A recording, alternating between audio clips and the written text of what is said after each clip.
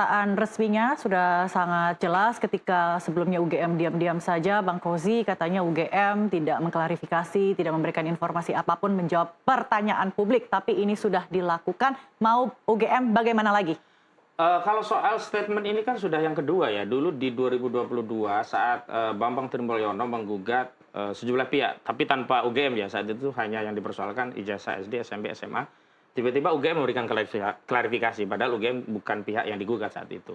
Makanya ada ungkapan dari Bambang Tri, ini wong legan golek momongan, tidak ada sangkut pautnya tiba-tiba bicara begitu. Dan hari ini sebenarnya substansi yang disampaikan oleh Rektor of Emilia itu kan repetisi apa yang pernah disampaikan di 2022 yang lalu. Memang ada perbedaannya adalah satu tadi soal penegasan bahwa itu alumni UGM. Yang kedua tadi tanggung jawab dari pemilik ijazah itu murni tanggung jawab alumni, bukan lagi tanggung jawab UGM. UGM ya hanya membatasi tanggung jawabnya saat mendidik sampai dengan lulus dan memberikan ijazahnya. Nah di situ yang saya sebut tadi, jangan-jangan ini adalah bagian exit strategi. Tetapi di sisi yang lain saya justru kok kasihan sama UGM gitu loh. Kenapa? Sampai segitunya harus memberi klarifikasi dengan dalam kasus ini. Padahal tidak semua tokoh-tokoh di UGM itu setuju. Misalkan Prof. Kuncoro itu tidak ingin UGM larut terlalu jauh dalam polemik ijazah palsu Saudara Joko Widodo misalnya begitu. Tapi bagi kami yang kami persoalkan adalah saat ini kan ini kasus sudah pro justisia. Harusnya segala hal yang berkaitan dengan kasus ini disampaikan ke aparat penegak hukum. Bahwa boleh saja UGM menyampaikan apa yang terjadi saat melakukan proses pro justisia. Misalnya seperti kami di BAP, kemudian kami kabarkan materinya apa. Itu boleh. Tapi hari ini kan narasi itu seolah membatasi bahwa UGM jangan dikait-kaitkan lagi. Yang kedua bahwa UGM telah memberikan statement sehingga layak bagi polisi untuk menindak karena ini sudah diakui UGM berarti ini layak untuk ditindaklanjuti sesuai laporan Saudara Joko Widodo. Padahal semua itu kan baru satu keterangan sifatnya naratif tanpa bukti. Dan mohon maaf hari ini yang dipersoalkan itu bukan narasi tapi bukti. Sepanjang bukti itu tidak ditunjukkan, maka setiap orang saat ini berhak untuk menyaksikan klaim dari pihak manapun, termasuk klaim dari kami. Karena itulah kami kemudian meminta klien kami untuk ayo buktikan apa yang menjadi bahan penelitian. Dan hari ini Rismon Sianipar saat meminta ijazah dari Saudara Joko Widodo yang kabarnya sudah disita oleh penyidik Polda Metro Jaya, tetapi tidak ditunjukkan, justru klien kami membawa buku dan diserahkan kepada penyidik, Pak tolong disita. Dan tadi materi-materi baik terkait latar belakang, tinjauan masalah, teori, sampai hal-hal yang sifatnya teknis spesifik tentang penelitian, sampai akhirnya muncul kesimpulan bahwa ijazah itu tidak otentik atau tidak asli. Versi klien kami itu dituangkan dalam BAP. Nah ini kan kita belum pernah mendengar apakah Saudara Ova Emilia itu pernah diperiksa sebagai saksi dalam kasus ini, dan apakah UGM itu akan memberikan keterangan yang sama konsisten sebagaimana yang disampaikan dengan apa yang disampaikan di penyidikan. Jangan-jangan nanti di sidik berubah lagi, jangan-jangan di pengadilan berubah lagi. Nah ini mengganggu proses penyelidikan yang selama ini sudah baik dijalankan begitu. Tapi apapun dokumen yang diminta oleh pihak kepolisian ini kan sudah dipenuhi oleh UGM. Artinya segala macam bukti-bukti, dokumen-dokumen apapun itu terkait dengan ijazah mantan Presiden ke-7 Jokowi ini sudah diserahkan dan itu sekarang dia, ada di tangan UGM kepolisian. Tadi kan menyatakan ada dua klasifikasi dokumen, ada yang sifatnya publik, ada yang sifatnya private. Kalau private memang melindungi, tapi kalau publik harusnya disampaikan. Dan dokumen yang diminta oleh klien kami seperti skripsi itu kan publik. Kenapa sekarang skripsi itu ditarik dan akhirnya disita, dan sekarang nggak ada barang-barang itu di UGM. Nah saya dan kawan-kawan yang ada di tim ini selalu mempertanyakan pada dua hal ya.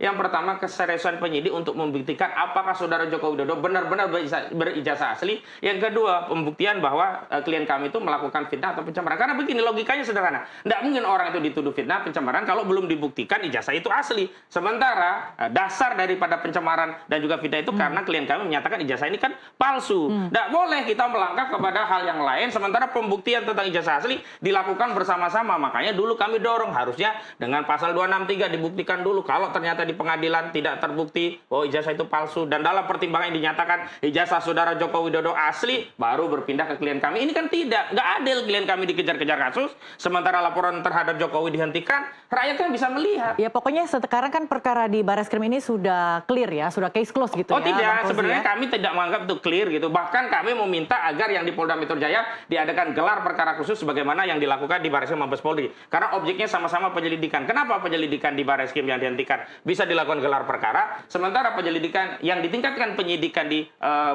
Polda Metro Jaya itu dihentikan tapi tidak ada gelar perkara. Padahal surat itu sudah kami kirim gitu. Nah, saya menghimbau kepada negara hadir dan jangan ya memamerkan penegakan hukum yang tebang pilih dan pilih tebang itu kepada rakyat. Rakyat itu sudah terlalu sering melihat ada hukum tidak adil, ya tumpul ke atas, tajam ke bawah. Hanya ya tajam kepada Roy Suryo, tetapi tumpul kepada Jokowi itu sudah. Oke, Bang Yakub, silakan ditanggapi apa saja yang baru disampaikan oleh Bang Kozi. Sejauh mana proses hukum yang berjalan di Polda Metro Jaya saat ini, Bang Yakub?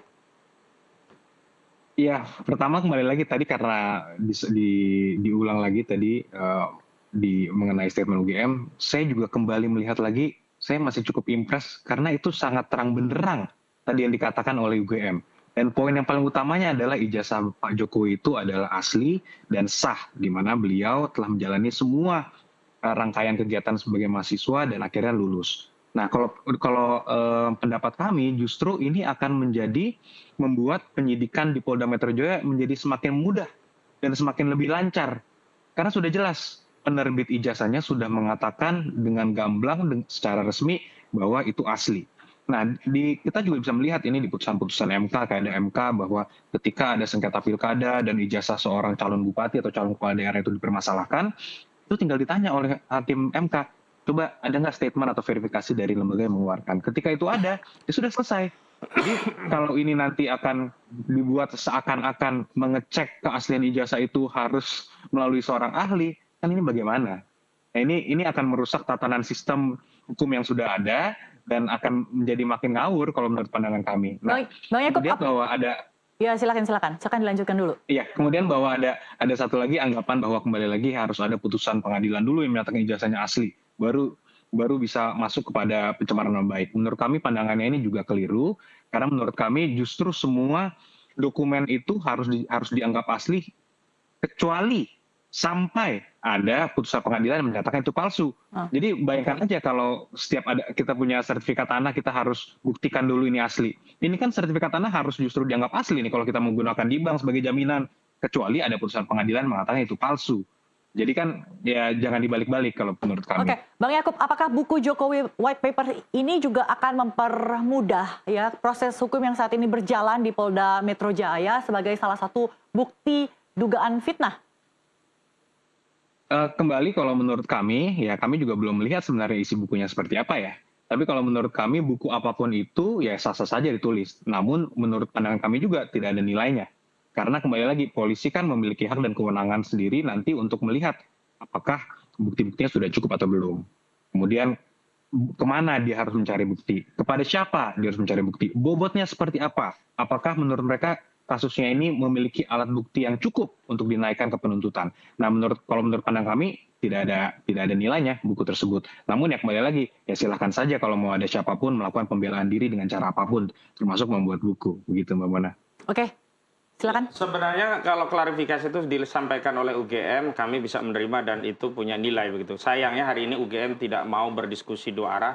Seringnya UGM hanya berdiskusi monolog padahal di lembaga sivitas akademika yang ya bergengsi begitu. Ini yang jadi catatan kami. Tapi Bang Kozi tunggu dulu. Bagaimanapun apa yang ditulis di Jokowi White Paper, segala bentuk kejanggalan yang diutarakan oleh RRT ya, Roy Suryo CS ini kan sudah direspon dalam sebuah podcast. Jadi bukan hanya saja statement yang dirilis oleh Rektor UGM, tapi juga ada satu podcast yang durasinya kurang lebih 30 menitan gitu ya, berisi banyak sekali isu-isu mulai dari skripsi, kompetensi dosen pembimbing, kemudian arsip digital, IPK, KKN, dan lain sebagainya. Apple to apple lah, masa buku hanya delegitimasi oleh podcast. UGM terbitkan buku juga dong begitu. Kalau mau saintifik, mau diakui kredibilitasnya begitu. Orang capek-capek susah payah menuliskan buku, kemudian ada referensi kok didelegitimasi hanya dengan podcast. Lalu podcast tadi dirujuk menjadi sebuah pernyataan publik. Lalu pernyataan publik itu dijadikan penguat seolah-olah ini sudah benar polisi melakukan tindakan. Jadi mau bagaimana? Benar. Harusnya semua kalau kita bicara muaranya itu proses penyelidikan ya semuanya lewat proses yang ada. Yang kedua kalau itu muaranya opini, nah ini sayang menurut saya. Kasihan kenapa UGM harus sibuk membangun opini untuk melindungi ijazah Saudara Joko Widodo. Sudah bagus UGM sebelumnya tidak bertindak apapun. Kalau memang dia tidak mau bertindak. Tetapi kalau mau bertindak ya fair. Harus sesuai dengan apa yang ada dan dibuka gitu loh. Jadi orang nggak berpraduga gitu. Akhirnya kan apa yang dilakukan UGM itu kurang lebih mengadopsi apa yang dilakukan oleh Saudara Joko Widodo. Berstatement tapi tidak pernah mau menunjukkan bukti. Sama juga Jokowi. Berstatement tapi tidak mau menunjukkan bukti. Dalilnya nanti di pengadilan UGM. Dalilnya kalau ada otoritas. Ya sama-sama podo wae. Inilah yang menyebabkan kasus ini akan lama berlarut-larut dan ini akan berpotensi berpotensi membelah ya keutuhan bangsa kita. Next time kita undang UGM ya. Bang Yakub, terakhir sebelum kita tutup, bisa diupdate seperti apa perkembangan kasus atau perkara yang berjalan di Polda Metro Jaya saat ini? Kami belum menerima surat pemberitahuan perkembangan penyidikan lagi, Mbak. Namun ya kami juga mungkin memantau lebih dari media juga. Namun karena kami juga melapor sudah cukup lama, ya harapan kami justru ini dapat dipercepat prosesnya. Kembali lagi untuk apa? Karena klien kami itu mencari kepastian hukum agar nama baiknya bisa dan keluarganya itu dipulihkan. Sehingga ya kami juga kembali lagi dalam kesempatan ini meminta Polda Metro Jaya untuk mempercepat prosesnya sehingga semua pihak dapat menerima dan dapat mendapatkan keadilan dan kepastian hukum. Gitu Mbak Mona. Baik Bang Yakub, masih punya energi, waktu dan lain-lain untuk terus mengikuti kasus ijazah Jokowi. Bagaimana? Harus, Mbak. Bang Kozi? Oh iya, pasti. Hari ini pun kami baru saja mendampingi pemeriksaan Dr. Ismon Sianipar dan Nurdian Susilo, 2 orang yang hari diperiksa dan lanjutannya nanti ada lagi Kamis Rustam Effendi, juga ada satu lagi tadi baru saya terima akan diperiksa besok, tapi kami mencoba meminta penjadwalan ulang karena besok klien kami ini ada agenda lain. Saya kira kita semua siap dan seluruh rakyat memantau ini, Mbak. Tidak merasa ini terlalu berlarut-larut dan harus diputuskan ada satu semacam exit strategi untuk kasus ini? Kami ini sebagai pihak terlapor tidak punya kewenangan untuk itu. Yang punya kewenangan itu tentu pertama otoritas penegak hukum itu sendiri, yang kedua pihak pelapor, yang ketiga negara melalui presiden. Kalau presiden merasa ini sudah terlalu lama dan harus intervensi dengan berbagai kewenangan yang sifatnya prerogatif ada pada presiden, ya silakan saja. Tetapi kami fokusnya adalah meyakini bahwa bukti-bukti yang ada di klien kami benar dan ini yang akan diadu di persidangan ini. Saudara bocoran ya. Tadi Rismon Sianipar diperiksa penyidik, pesan kepada penyidik. Pak polisi, tolong sampaikan kepada pelapor saudara Jokowi, jangan dicabut laporannya. Begitu tadi. Bang Yakub, bagaimana? Apakah ada komunikasi dengan pihak klien Anda terkait dengan bagaimana untuk menyelesaikan kasus ini mungkin secara kekeluargaan agar tidak terlalu gaduh lagi, agar sudah selesai lah, jangan terlalu berlarut-larut? Ya memang kalau di tahap ini mungkin ya terlalu dini ya, karena kan kami juga sifatnya cukup pasif sekarang di tahap penyidikan. Namun kembali lagi kalau kita flashback sedikit Mbak Mona, kenapa kita mengambil jalur hukum ini kan karena kami telah memantau dan mengikuti perkembangan yang ada. Setelah bertahun-tahun kami lihat, kami pantau, kok tidak selesai-selesai, justru makin parah. Oleh karena itu kami melihat satu-satunya cara untuk menyelesaikan ini, untuk mendapatkan kepastian hukum bagi klien kami adalah untuk menempuh jalur hukum. Oleh karena itu, klien kami sebagai warga negara yang baik, warga negara biasa, menggunakan hak hukumnya untuk melapor kepada Polda. Dan itulah yang kami tunggu dan ya kami harap juga masyarakat juga dapat terus memantau ini agar masalah ini dapat segera diselesaikan secepatnya. Ya, mudah-mudahan benang kusut ini bisa segera terurai ya, agar seluruh masyarakat bisa segera move on. Terima kasih Yakub Hasibuan dan juga Ahmad Kozinudin telah berbincang bersama kami di NTV Prime. Sekian NTV Prime hari ini, pemirsa ikuti program kami selanjutnya. Saya Desmona Chandra pamit, sampai jumpa.